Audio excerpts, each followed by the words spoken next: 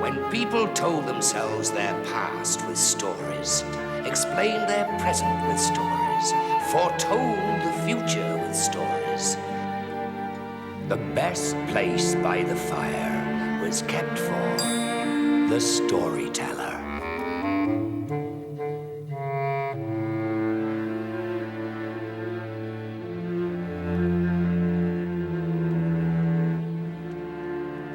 Trolls come at the bottom of the list of people you'd want as friends. They are revolting, trolls. They can't even stand each other. The troll in this story had a daughter, and she left home straight off. In her place, the troll found an orphan, a young girl to wait on him hand and foot. But this girl had more in store than to do for a troll. Oh, no. She had a destiny.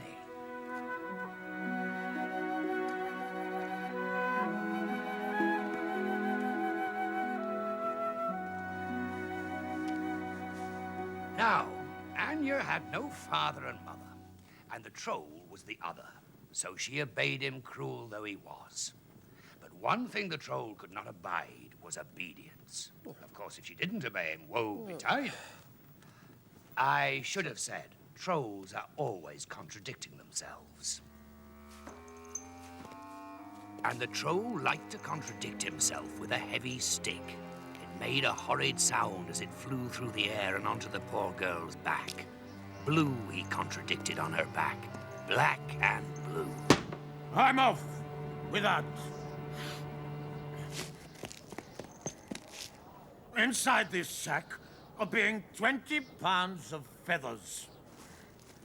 Strip them and pack them before I come back. Yes, sir.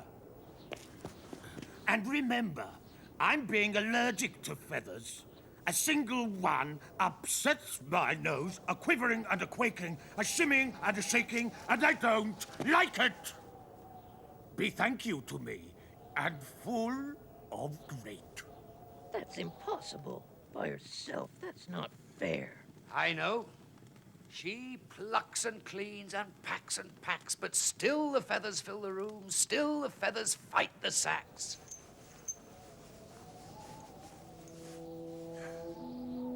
Anya, don't be frightened. I've come to help you. Where have you come from? From your thoughts. Is there no one in the wide world to take pity on me, you thought? Well, there is. And here I am. Now, you're tired. Sleep. I cannot. The troll is my father and mother. Since I have no other, I must obey him. Trust me. Sleep. Thus persuaded, Anya lay down and fell into a slumber. And when she woke, what a sight! What a wonder!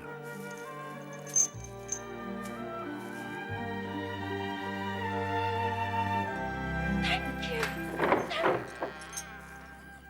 I've recurred, yes, sir. You've done it! Have you done them all? I'm gassed and flabbered. I'm founded dumb. Was that a smile? No. No, sir. I don't like smiles. Get to bed without your supper. Joe!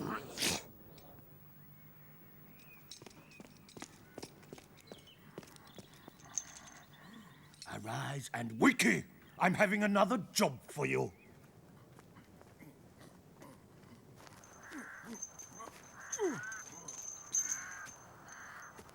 So, observe this pond. Deep, you'd say. And you'd be right. Depth aplenty. Drain it. Drain it with your spoon. And if I be recurring and find a drop of water, if I so much as get my footsie wet, heaven help me.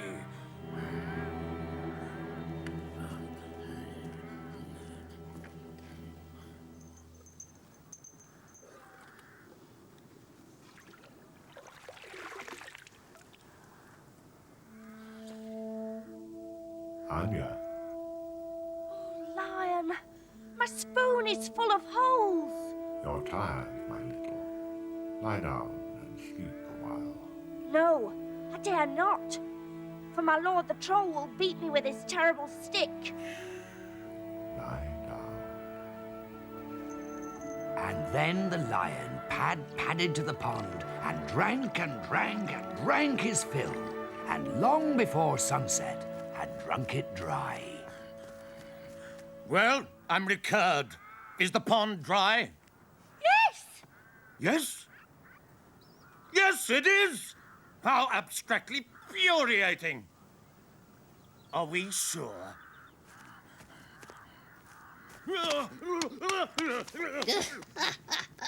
You may laugh, but the troll's fall cost the poor girl dear.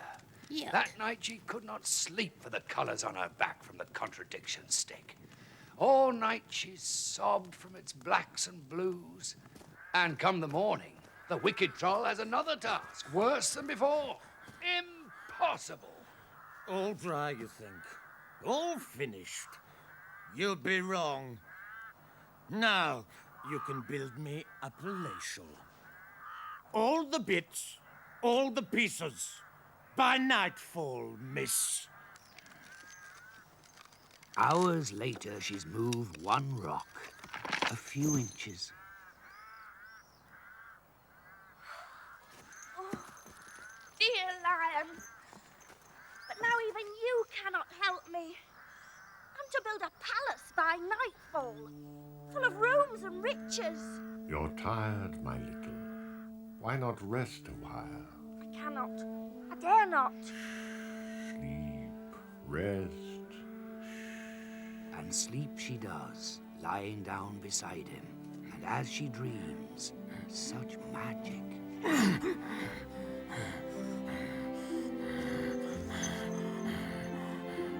How have you done this? I know I've not done as you asked.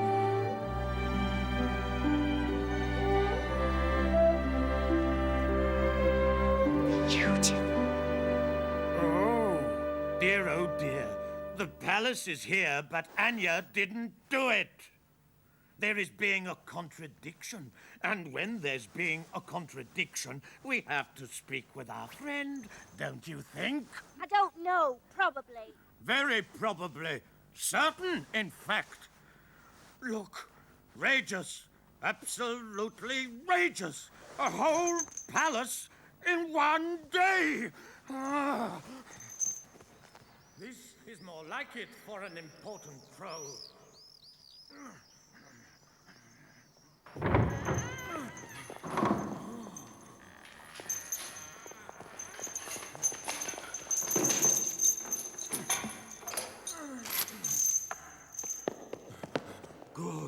Good. Chicken! Good! Yes, sir. And what about sherry? Is there a celery for wine? Go and be seeing! Try that door! Can't reach! Ah!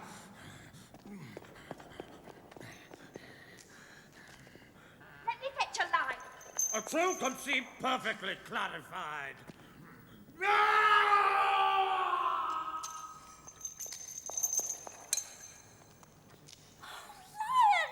Quick! Quick! The troll's in terrible trouble! I know.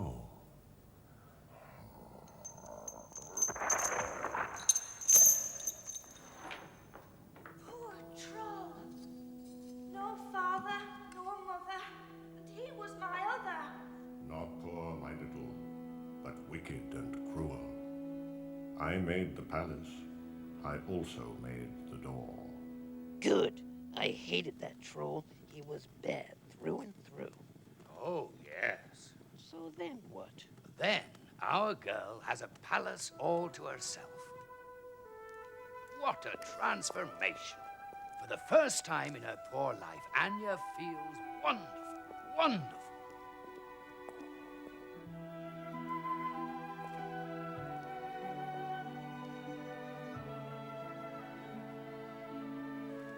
And when word spreads of a lovely thing alone in a and palace, well, they flock to her, the suitors, in droves. Prince la-di-da of here, Prince la-di-da of there, but they're a trifle too much la, or a little too much d, and occasionally plain da.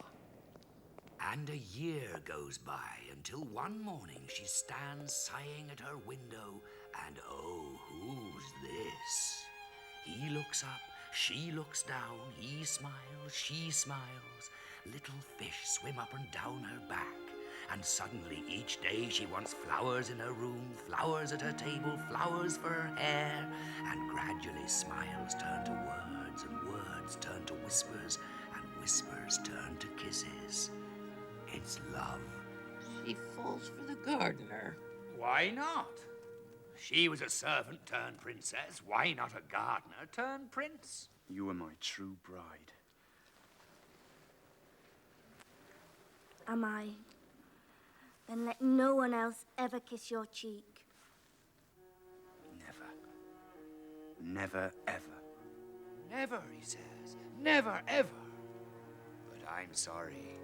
Hurt lurks, pain prowls, sorrow simmers. Why? What happens? Does the troll come back? Oh, no. No. Well, yes, in a manner of speaking. Yes, he does. Anya's wedding day is beckoning. Her beloved sets off one morning the long journey to the village. He has appointments with the tailor and the barber and the shoemaker. Spruced up he's going to be. Won't you come? No. There is my trousseau to sew, and you mustn't see it. But I'll count the minutes until you are home. And she does. She counts the minutes, counts them into the hour when the lamps must be lit, counts them as fear curdles her stomach, counts the minutes as they turn into days, as the tears begin to come. 1, 2, 3. Where was he? No one knew. And Anya could stand it no longer. She set out alone in search of her sweetheart, until one day she finds herself wandering in the snow, lost and dejected. Anya. And without a word, the lion sets Anya on his back and starts off, bounding through the snow, huge strides, impossible speeds, over cliff and cavern, crevasse and chasm, cave and canyon, helter-skelter to a far-off land. And there, in sight of a town, the lion sets her down. Now you must go. Take these. Inside there are gifts. Use them wisely. Oh, thank you, dearest lion. And Anya walks on, carrying the 3 gifts.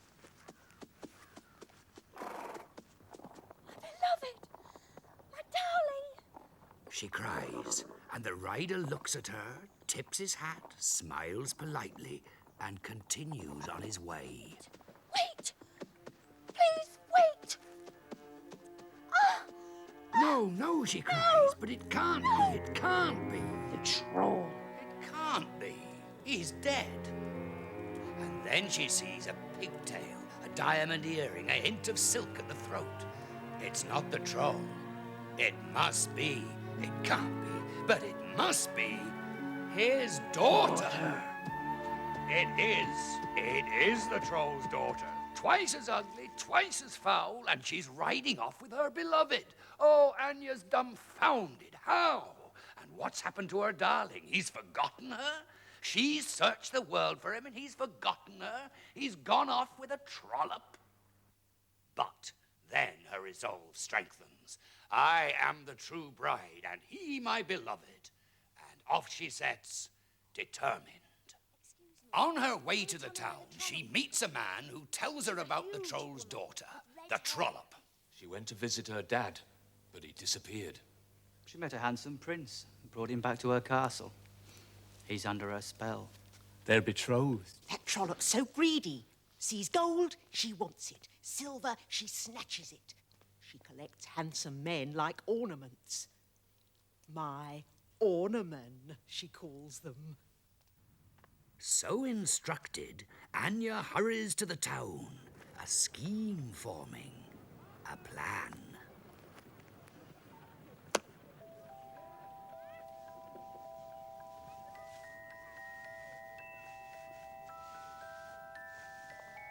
Oi!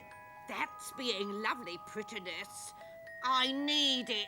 Madam, I'm descending. Is there a cost involved? I'm expecting it's a gift for your queen. How kind, and thank you. it's magic, Your Majesty. It cannot be sold, only exchanged. Exchanged? For what? Be more clarified. A night with your betrothed. With my new ornament? Outrageous! Then you must keep what is yours and me what is mine. Silk! Yum! Good day, Your Highness. No! Back, back! A night with my ornament. And his very sweetheart, you know. How generous I'm being for such a small magic. Yes. All right. Yes. Yes. The bargain is struck. The true bride to spend a night with her beloved. Alone, she thinks. Once alone, he'll know me. My love. My dearest. It's me, your true bride. But he wouldn't wake, Please wake up. couldn't wake. Please. And how could he? For in the cup by his bed was a sleeping herb. Powerful, lasts all night until morning. What can our girl do? The bargain's been kept. The first gift wasted. What can she do but try again? Impossibly, magically, coin after coin drops to the ground. The trollop can't believe it. Oi! I can't believe it. Quick, quick, the trollop wants the deal struck.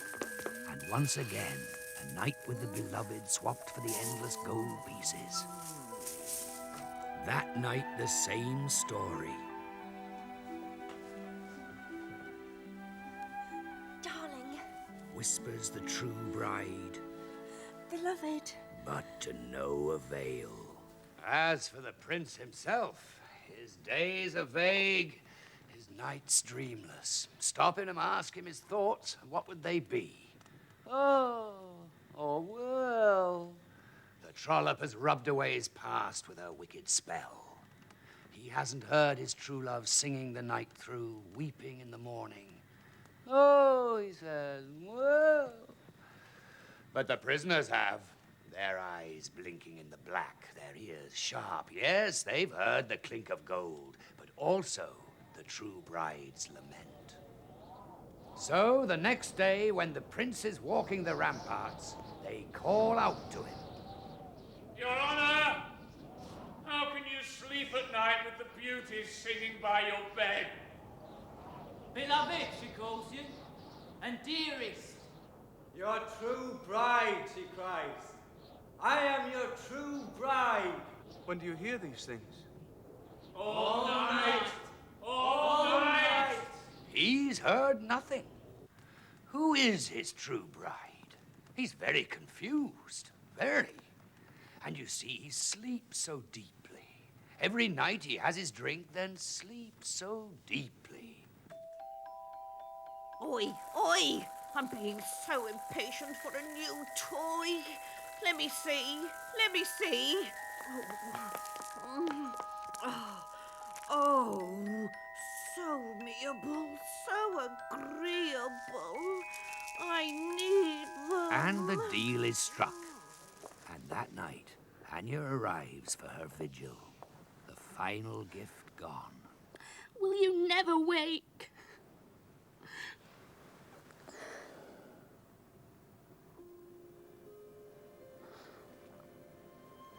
Don't cry. What? What? Oh, my darling. No, not there. I promise, you see. Not on my cheek. Me! You promised me! And with that, she kissed him, and the trollop's spell over him fell away, and his head cleared. Such a tender kiss, such sweetness of cheek. My true bride. He whispers. My true bride. At the very same moment, in the vaults of the castle, a strange thing happens. Very odd. Oh, come back, my goldies, my silknesses, my die-dies. Ow! Too late, they've gone. They're away, the lovers. Home, running home together. After them, get them back, hurry. And in her rage, the trollop closes on them, nearer and nearer, until she must surely catch them.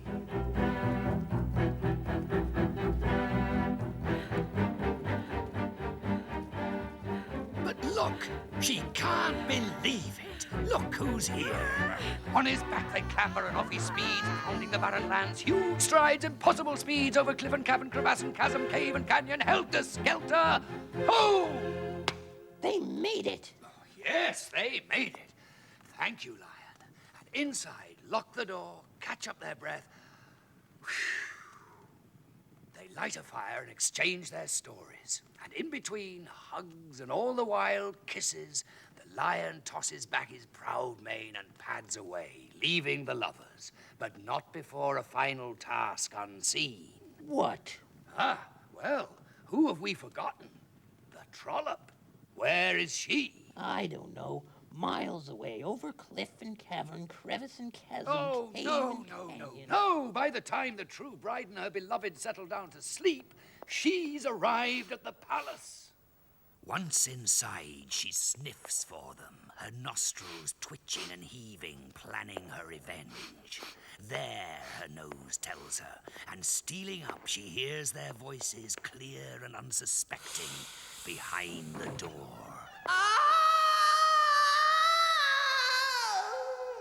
And from that day, our lovers lived peacefully.